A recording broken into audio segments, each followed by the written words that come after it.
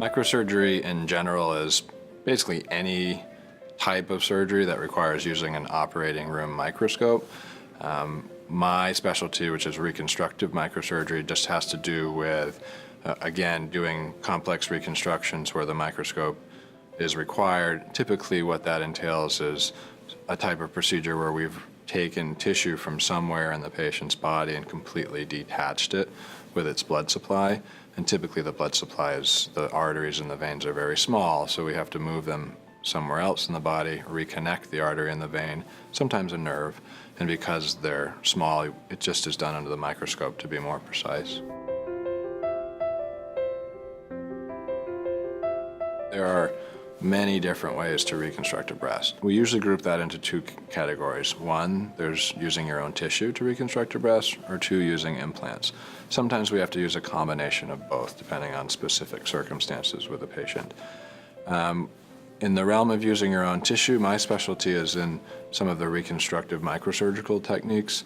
The DEEP flap, which stands for the deep inferior epigastric artery perforator flap, is using tissue from the lower abdomen, where we're only taking the skin and the fat, sparing the muscle, sparing the nerves to the muscle, and ultimately moving that tissue to the chest to reconstruct a breast. The blood vessel that supplies that can be anywhere from 1 to 3 millimeters in diameter. And so it's really important to, when you are sewing that blood vessel to another blood vessel in the chest, typically the internal mammary artery and vein, that the connection is done precisely to avoid problems with clotting or kinking or anything else that would prevent the blood flow to flow normally and then have problems with the tissue surviving. So we use the microscope just to be precise.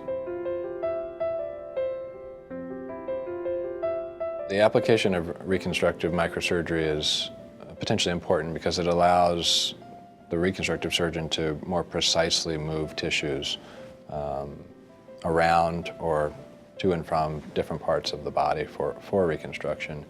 Because we understand the microcirculation, the blood supply to the tissues, and we're able to isolate that, potentially include it with the tissue, and then reconnect it somewhere else using the microscope.